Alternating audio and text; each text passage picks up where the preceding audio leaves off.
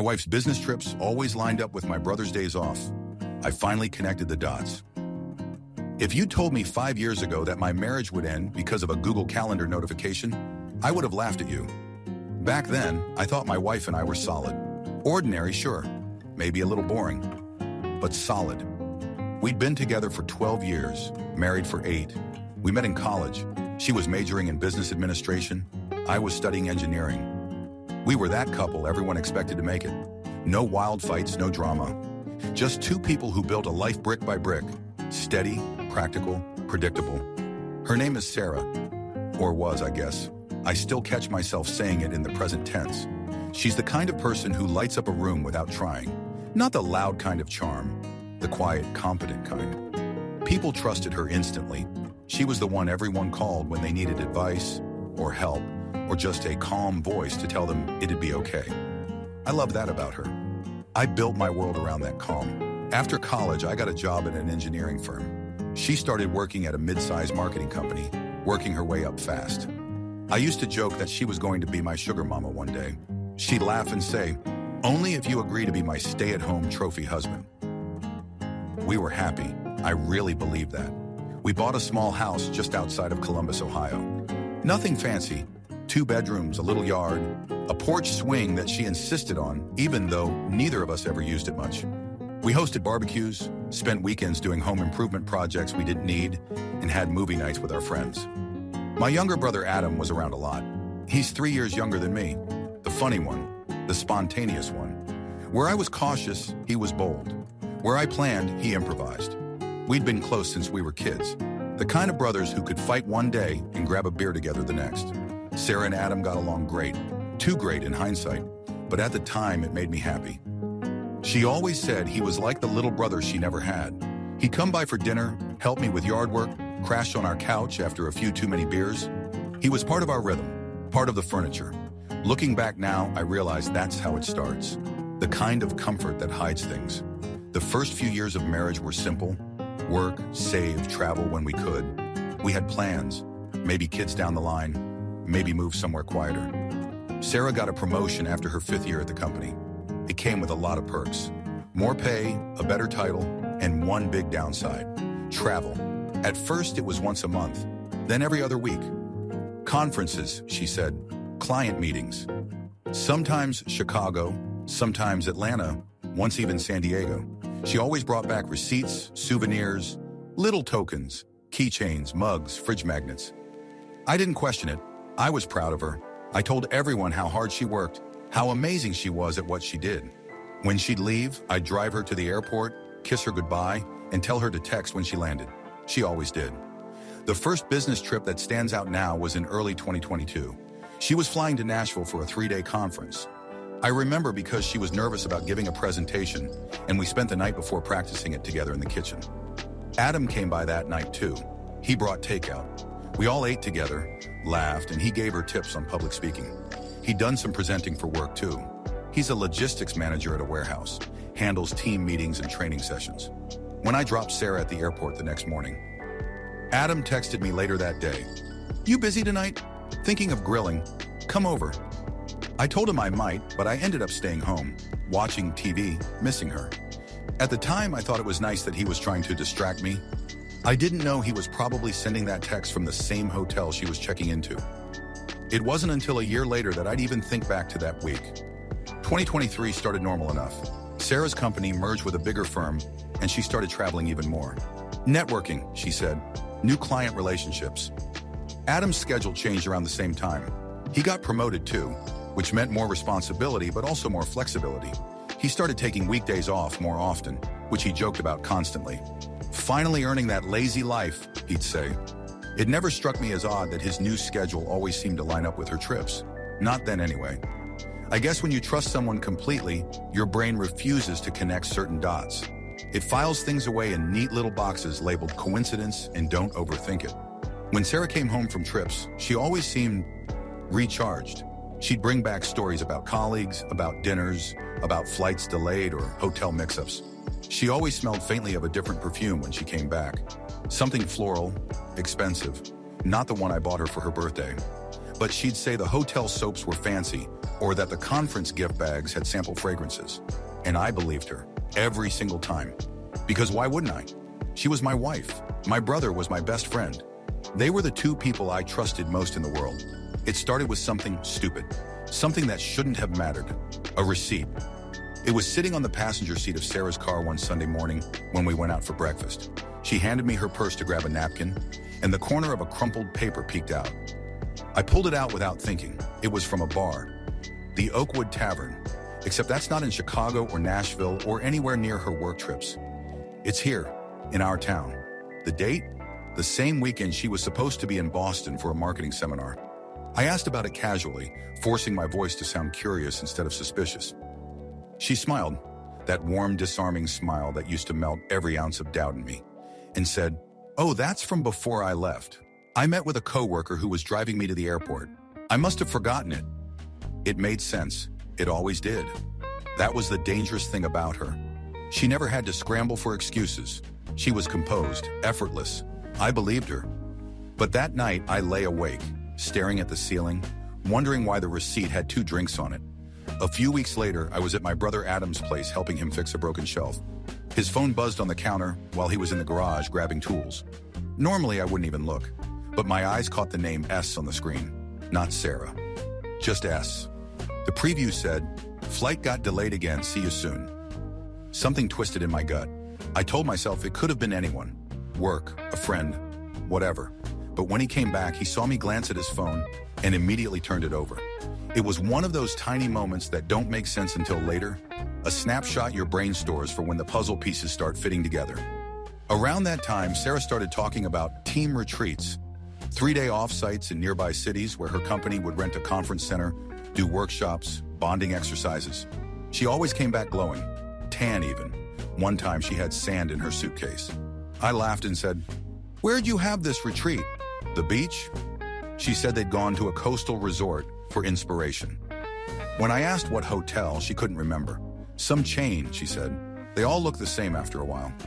She kissed me on the cheek, changed the subject, and I let it go. Because I wanted to believe her. Because if I didn't, the alternative was unbearable.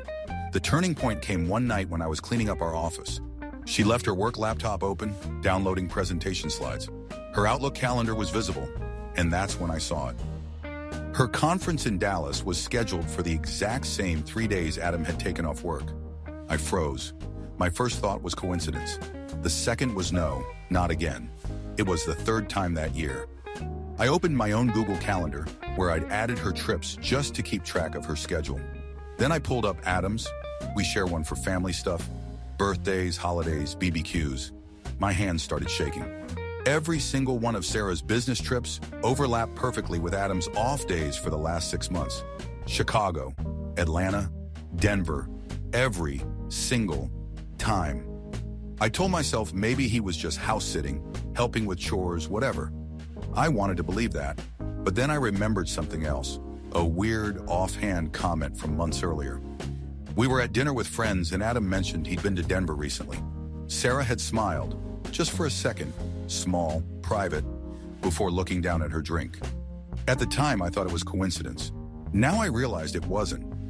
That night after Sarah fell asleep, I sat in the dark with my laptop, going through old text threads, photos, anything that might tell me I was wrong. Instead, I found patterns.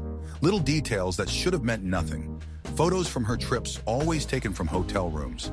Never public spaces. The same angle of sunlight through curtains that didn't match the city she claimed to be in. A reflection once, barely noticeable, that looked like a man's arm in the corner of a mirror selfie. My mind went wild connecting dots that might not have existed. That's the worst part of suspicion. It makes you feel crazy. It eats you from the inside, whispering that maybe it's all in your head. I almost convinced myself it was. Until the day she forgot to mute her phone. It was a Saturday. She was in the shower. Her phone buzzed on the nightstand. I wasn't snooping. It was instinct. The screen lit up, and there it was. Adam. The message read, "Can't wait for next week. Same place?" Hey, my whole body went cold. I didn't open it. I didn't need to. She came out of the bathroom wrapped in a towel, smiling, humming along to whatever pop song was stuck in her head. She saw me sitting there, too still, too quiet, and her smile faltered. "What's wrong?" she asked. I said nothing. I handed her the phone. She glanced at it and froze. For a second, something like guilt flickered across her face. But she recovered fast. She always did. "Oh, that's not what you think," she said, voice soft, almost pitying. "He's helping me plan something. A surprise for you." The lie came out too easily. She kissed my cheek, dressed quickly, and left to grab groceries. I sat there for an hour, staring at the wall, hearing my heartbeat in my ears. That was the moment I knew, not in my head, in my bones. I didn't confront them right away. Not then. I wanted proof. I wanted certainty. So I started watching, quietly. The next trip she took was to Atlanta. I told her I'd drive her to the airport, but she said no. She'd take an Uber because she had a conference call in the car. That night I checked Adam's Instagram. Nothing posted as usual, but a friend had tagged him in a photo at a rest stop on the interstate leading south.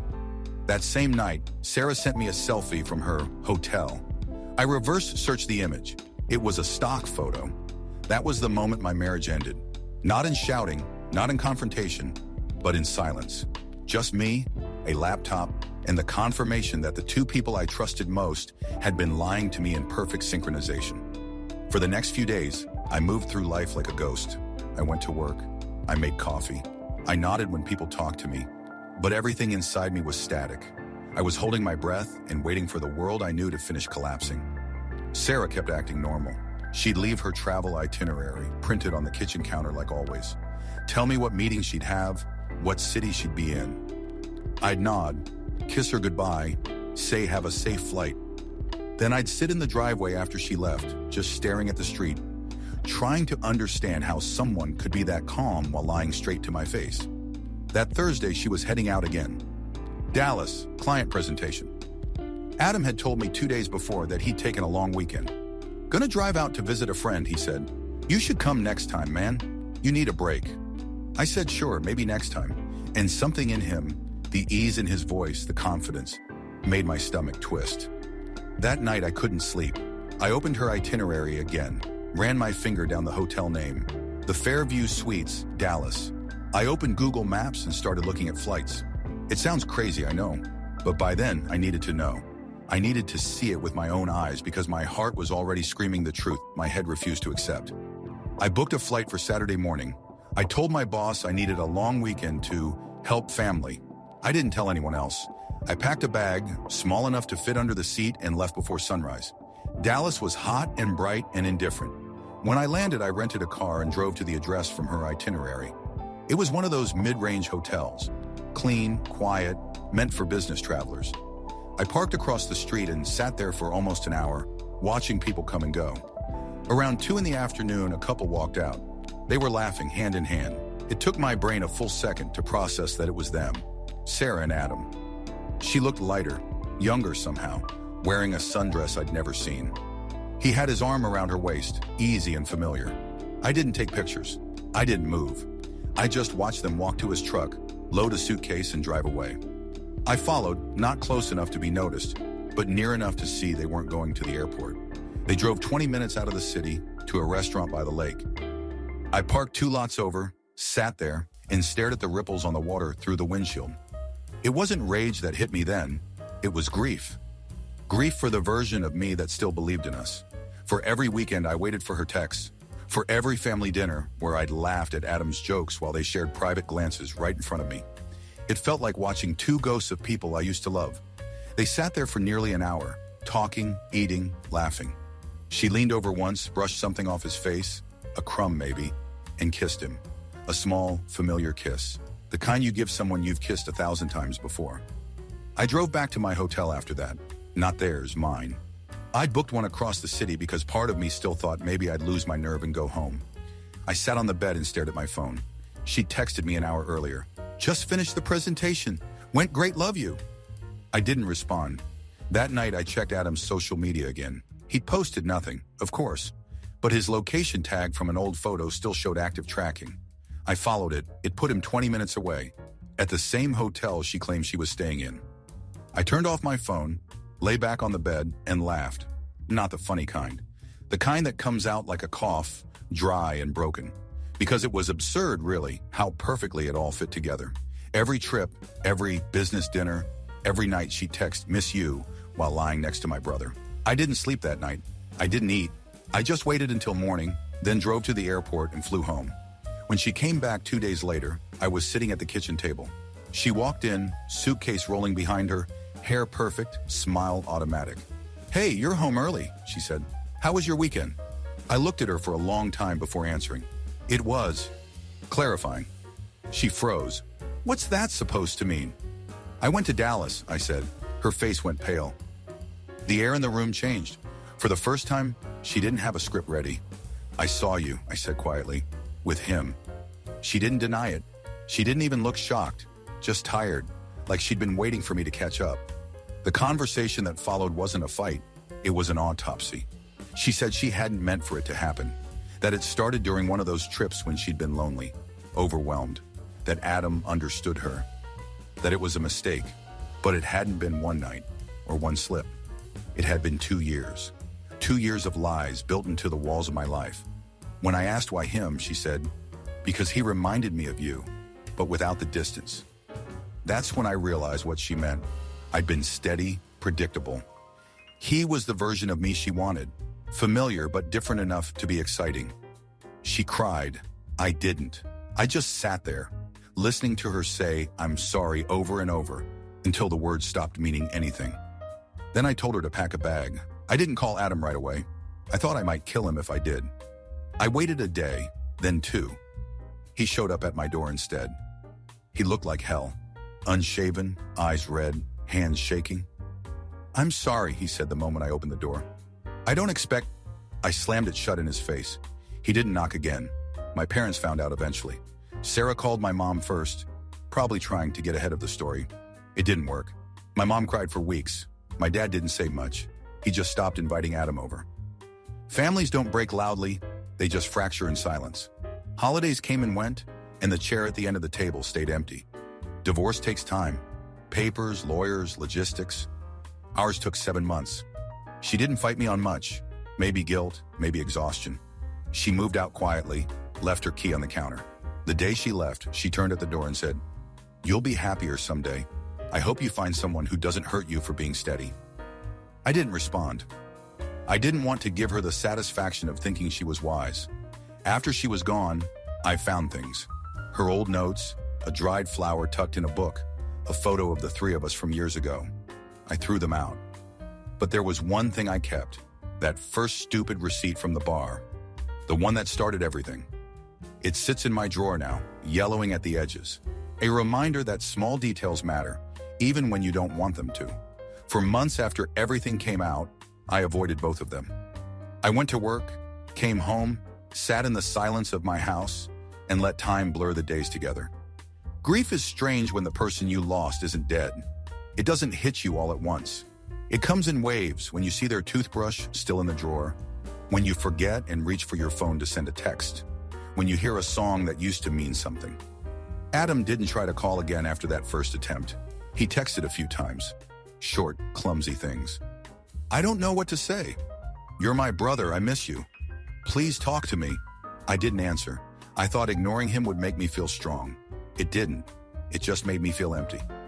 Then one night, about 3 months after the divorce papers were filed, there was a knock at my door. It was raining. That cold, miserable rain that soaks everything without ever turning into a storm. When I opened it, Adam was standing there. He looked thinner, older. There were lines on his face I didn't remember. His hands were stuffed into his jacket pockets, and he couldn't look me in the eye. "I just need 5 minutes," he said. His voice cracked halfway through. I should have closed the door. I should have told him to leave, but I didn't. I stepped aside. He came in like someone entering a church. Quiet, reverent, guilty. He stood in the middle of the living room and stared at the floor. For a long time, neither of us spoke. The rain tapped against the windows like it was trying to fill the silence for us. Then he said, "I didn't plan it." I laughed. The kind of laugh that sounds like a cough. "No one ever does." He nodded. I know it doesn't matter. But I need you to know that I never wanted to hurt you." I looked at him then, really looked. My kid brother, the person who used to follow me everywhere, who I used to protect from everything. And for the first time, I realized that he was just as broken as I was. He started talking, rambling really, about how it started, how it was supposed to be nothing, how it became something he didn't know how to stop. He said she reminded him of home, that being with her made him feel close to me somehow, twisted as that sounds. He cried. He kept saying sorry over and over until the word lost meaning. When he finally stopped, the room felt heavy with everything we couldn't undo. I said, "Do you still talk to her?" He shook his head. "No, she left. I don't even know where she is now." For a long time, I just stared at him. Then I said the thing that had been sitting in my throat for months. "You took everything I trusted." He nodded. "I know, and I'll spend the rest of my life knowing that." And the strangest thing happened then. I believed him. Not because I wanted to, but because I could see that it was true. The guilt had hollowed him out. He'd already been carrying his punishment. I didn't forgive him. Not in that moment. But I told him to sit down. I made coffee. We drank it in silence the way we used to after working on my car in the garage. It wasn't peace, but it wasn't hate anymore either. After that night, we didn't talk for a while. Months passed. Then slowly we started texting again. Small things about mom, about the Browns game, about fixing up dad's old tool shed. We didn't talk about her, ever. It was the unspoken rule between us. He met someone new a year later, a teacher named Emily. She was kind, quiet, nothing like Sarah. I met her once briefly. She seemed to ground him in a way no one ever had before. When they got engaged, he asked if I'd come to the wedding. I said I didn't know. He didn't push. In the end, I went. Not because I'd forgiven him, not entirely, but because I didn't want the rest of our lives to be defined by that one wound. Standing there at his wedding, watching him smile at this woman who had no idea how much pain came before her, I felt something unexpected. Relief. Not because I was happy for him, though in a strange way I was, but because I realized I wasn't angry anymore. The anger had burned itself out, leaving behind something quiet. He came up to me after the ceremony, hugged me tight, and whispered, "Thank you." I just nodded, because sometimes forgiveness isn't about saying it's okay. It's about deciding not to carry the fire anymore. After that day, we talked more often. Holidays, birthdays, football games. It was never like before. There was always a line between us now. But it was enough. Sarah never reached out, not once. But every now and then, I'd get a postcard from a different city. No name, just a quote. A few words scribbled in handwriting that looked too familiar to be coincidence. "We destroy what we can't fix. You were always too good at seeing the best in people. I hope you're free." I never replied. I sold the house eventually. Too many ghosts in the walls. Moved into an apartment downtown, smaller, quieter mine. I started painting again, something I hadn't done since college. It helped. So did therapy. So did time. People say time heals. It doesn't. It just teaches you how to live around the wound. Now 3 years later, I can say I'm okay. Not happy all the time, not whole, but okay. Adam and I still see each other sometimes. We talk about work, about his kids, about mom. We never talk about her. It's an unspoken agreement that silence is the closest thing to peace we'll ever get. Sometimes late at night, I still think about that version of my life. The one that could have been if they hadn't crossed that line. But then I remember the version I have now. The quiet mornings, the smell of paint, the sound of rain without fear. And I think maybe this is what survival looks like. It's strange how ordinary healing looks from the outside. Nobody sees the milestones because they aren't cinematic. There's no music swelling when you delete the old photos. No audience when you stop checking her social media. The victories are quiet things. Sleeping through the night, cooking dinner for yourself, answering a phone call without bracing for bad news. 2 years after the divorce, I moved into a different city altogether. A smaller one, a few hours away. Close enough for family, but far enough that the streets didn't whisper her name. I rented a second-floor apartment above a bookstore. The windows faced west, and every evening the light spilled across the hardwood floors like a forgiveness I hadn't earned. At first I thought the silence would crush me, but it didn't. It started to feel like space for thoughts that weren't about them. I began running again, then painting. I'd forgotten how meditative a brushstroke could be. One night, staring at a half-finished landscape, I realized the colors I'd mixed matched the view from the lake where I'd last seen Sarah and Adam together. The recognition didn't hurt, it just existed. The wound had turned into weather. Mom called me every Sunday. She never said Adam's name unless I did first, but she always ended the calls with, "You're both my boys." At first it grated. Later it softened me. She was right. Grief had no hierarchy. When Adam's first kid was born, I didn't go to the hospital. I sent a card instead, the kind that said everything and nothing. "Congratulations. Proud of you." He replied with a photo, tiny hands, pink face, eyes shut tight. Underneath he wrote, "Her name's Grace." Grace. My mother's middle name, the smallest olive branch imaginable. Months later, I met them in person. The baby stared at me with Adam's eyes and something in my chest unclenched. I held her, awkward and terrified, waiting for the guilt to hit. It didn't. She smelled like milk and possibility. Maybe that's what forgiveness feels like when it finally arrives. Not a decision, just the absence of resistance. Now Grace calls me uncle. I babysit sometimes. She likes building towers with my old engineering blocks and knocking them down just to see how they fall.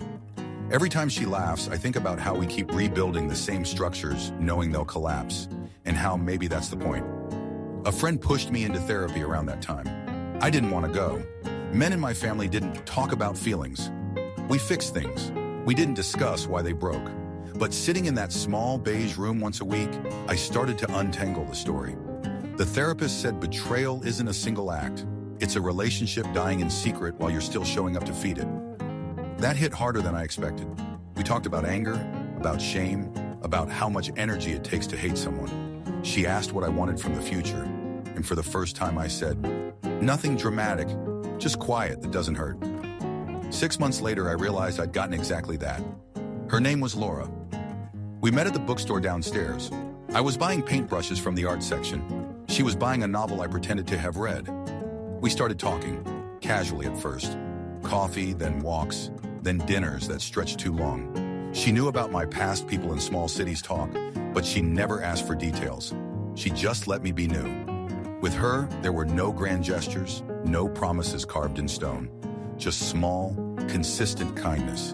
She laughed easily. She never pressed when I hesitated to touch her hand in public. One night, sitting on her couch, she said, "You look like someone who keeps holding their breath." I exhaled. For the first time in years, it felt safe to. It wasn't love right away. It was trust first, and love grew quietly underneath it, the way moss grows on stones, slow, stubborn, inevitable. 3 years after the divorce, I got a letter from Sarah, handwritten, careful. The return address was a P.O. box in Oregon. Inside, a single page. "Adam told me you're doing better. I'm glad. I think about you more than I should. I know you'll never answer, and I don't expect you to. I just wanted you to know that I'm sorry. Truly. I hope you found someone who sees you the way I couldn't." I read it once, then again. There was no anger left, just distance. I folded it neatly and slid it between the pages of an old notebook. Not to keep her close, just to acknowledge that it happened. Some stories don't need to be burned. They just need to be shelved. I didn't tell Adam about the letter. It wasn't his burden anymore. Years rolled on. Work got busier. Laura moved in. We painted the apartment together, arguing about colors until we both agreed on the shade of morning fog. Sometimes when I caught myself laughing with her, a quiet part of me wondered if Sarah ever found her peace. I stopped wondering about Adam. He'd become just my brother again, someone to argue about football with, someone whose kids drew me lopsided stick figure portraits. The scar between us turned into a line you could cross without thinking. On the anniversary of Dad's death, we sat on the porch, drinking cheap beer, listening to the night settle. He said, "Do you ever think about how lucky we are to still have each other?" I nodded. "Yeah, some days more than others." We didn't say her name. We didn't have to. One morning, cleaning out old boxes, I found the receipt again, the one from the Oakwood Tavern. The ink had faded. You could barely read the date. I turned it over and wrote on the back, "It ended here." Then I walked to the river behind my apartment, tore it into small pieces, and watched them drift away. There was no ceremony, no dramatic goodbye, just the sound of water and the feeling that something inside me had finally gone quiet. I went home, made coffee, and texted Laura, "Come over, I finally threw it away." She didn't ask what it was. She just said she was proud of me. Peace doesn't announce itself. It shows up in small, ordinary moments. The hum of the fridge, the creak of a chair, the smell of rain through an open window. Sometimes I catch my reflection in the mirror and barely recognize the man staring back. Not because I've changed so much, but because he isn't waiting for the next disaster. He's just living. If I've learned anything, it's that closure isn't a single event. It's the accumulation of days you survive without looking back. I don't hate them anymore. I don't forgive them either. They're just chapters that end when you stop rereading them. And maybe that's the best anyone can hope for after betrayal. Not happiness, but the simple, unremarkable miracle of moving on.